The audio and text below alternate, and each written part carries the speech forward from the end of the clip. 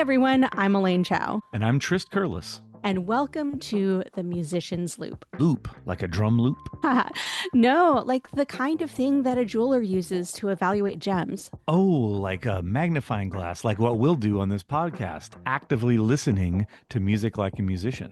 That's right. And every week, we are choosing a track to dive into together and share our thoughts about what we find intriguing about the song. Whether it's songwriting, chord progression, instrumentation, recording technology, arrangement, whatever, we're looking at the music we love through the lens, or the loop, of decades in the music industry.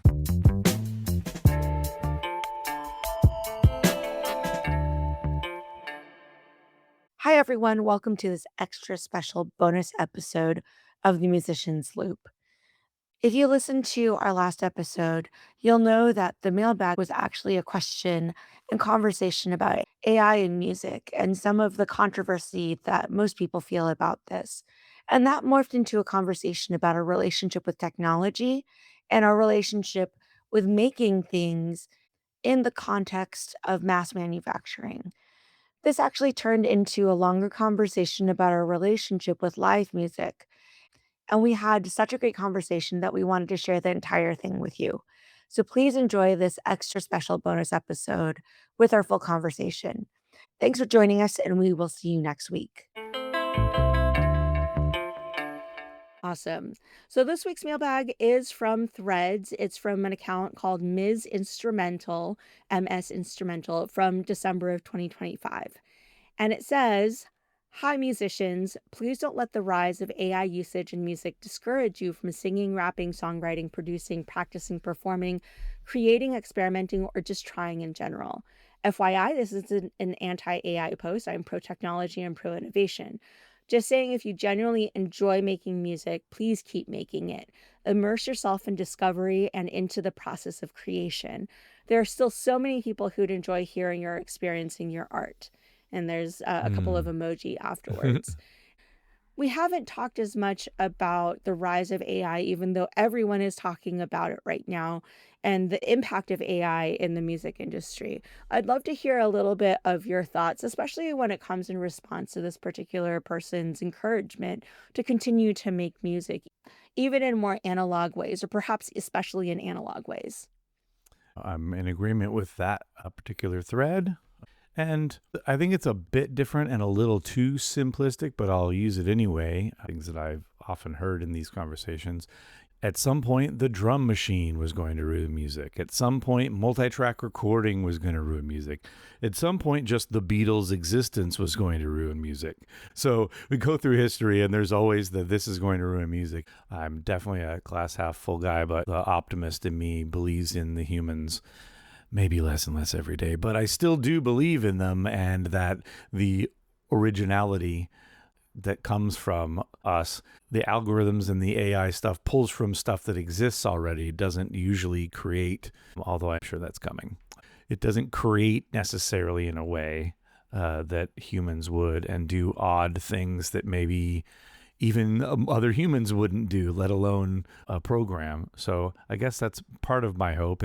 And again, much like, oh no, the drum machine's going to, but well, they didn't put drummers out of business. They became an important part of a lot of different music, but you just had to shift, and there's been some great things that have happened because of them. So I guess that's just my only hope, is that really creative people can use, like they've always used, same with synthesizers. Oh my goodness, synthesizers are going to ruin music. So yeah, I guess I'm in agreement. I get that way too. Even just, why write a song when this other thing exists that's writing all these great songs? You don't need any more from me. Or why do your own whatever when this other stuff is so great? And so it's easy to get bogged down in that. And now it's, well, why try to work my tail off to create this thing when some people can just feed a couple things into some AI and it'll spit out something better than I could ever do? That's just not true. It doesn't have your heart. It doesn't have your innovation, your thoughts, your feelings that somebody needs or wants to hear. So I think that hopefully should forever be a thing that is needed, humans communicating with others through art. Yeah, I love that you put it that way, because I think I resonate with that in the way that I think about a relationship with technology. And there are two different examples that I have in mind. One of them is social media, and I see a pendulum swing that is happening in culture. 20 years ago, social media was brand new. It had a lot of opportunities for us to connect with people. But more and more today, I see a generation of people just stepping away from social media and prioritizing in-person relationship and in-person conversation, really biasing towards stepping away from this digital connectedness into an in-person connectedness. And I see that we value that more because the digital connectedness is so cheap. And here's another example. Some people may know this, but I'm a fiber crafter, and so that means that I knit and crochet. So, in a world of mass manufacturing where someone can get a sweater just off the rack for 20 bucks. Now, I can go out and buy something and I can give it to a friend. But if I knit something for them and give it to them, it inherently has more value.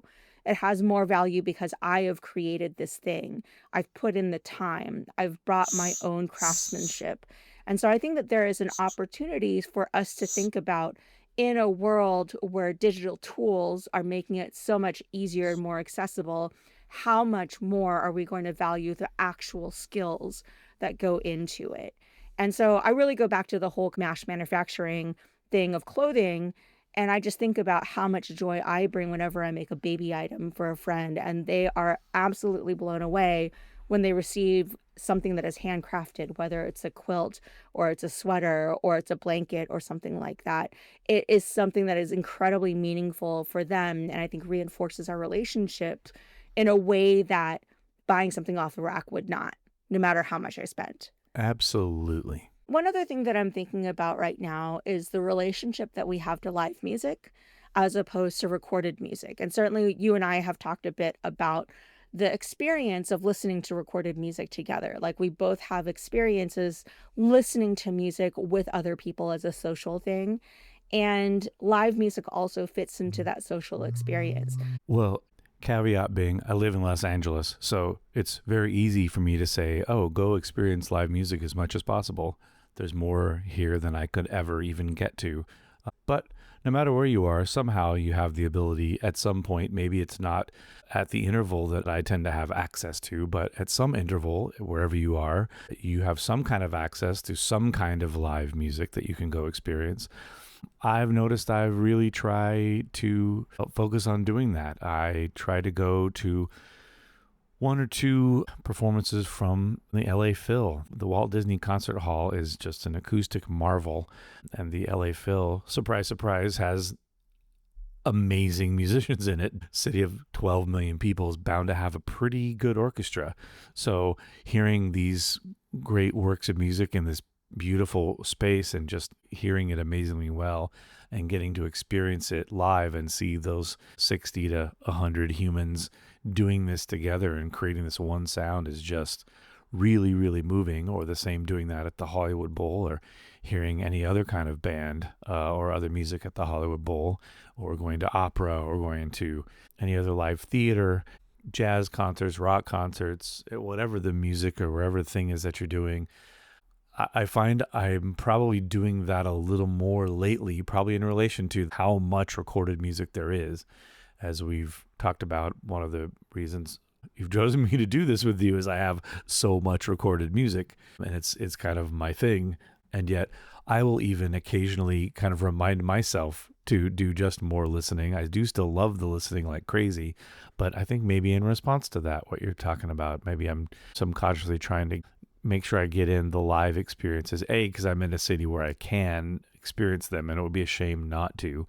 But also there's just so much coming out. And I think, as we've talked about before, there's just no good music these days. It's like, well, no, that's definitely a lie. The problem is there's so much music. It's just harder to sort through it all to find the thing that speaks to you. And all the time people are telling me about stuff that's just of the utmost importance and quality, and I just didn't hear about it other than a recommendation, which also is a part of our podcast's existence. If we can have these handful of songs enter your life and add something, we love that. I also wonder if there's a relationship to perfection that we think about. So, grappling with our sense of perfection, one of the things about AI music is that it's almost always perfect. And you're thinking about like the generation, of course, again, we're growing out of it, but we're heading into a world where the quality of what comes out is always identical. It's also the same thing. You think about orchestral patches, for instance, they're just getting better and better year over year, and they sound more and more like an orchestra. But if you think about major motion pictures, they're recording with orchestras, they're not recording with patches. If you're thinking about the choral experience, we both have friends who sing in the LA Master Chorale, and they are frequently recording for film scores. But I also think about our relationship, like you said, with orchestras and with this more traditional sound that we're used to. And there is something about imperfection. There's something about the interpretation of music that is much more on feel. So whether it is going slightly out of time or it's a retard in an area, a pregnant pause, something that really hits us in a very specific emotion, that's the nuance I think that is lost in a lot of this digitized music. And so we seek for these things that are potentially imperfect. And when they are perfect from imperfect humans, you're like, whoa, that is Hmm. amazing. Right. I also think, though, about our relationship with orchestras in relationship to recorded music. And I'm thinking specifically now about the relationship that people have with going to watch a film where there's an orchestra actually playing the score Love of that. the actual, yeah. And I think about how exciting that is to see that live, because there's not only the visual of the movie, but there's also the visual of the orchestra.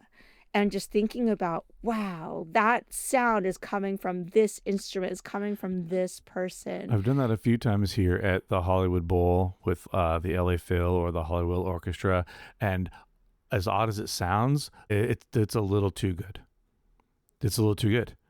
Seriously, I'm just like, most of the time, I'm so into the movie and a great musical thing happens. I'm just into the movie, and just periodically, I have to remind myself, oh, that's coming from those people right there, not like the movie score or soundtrack from the.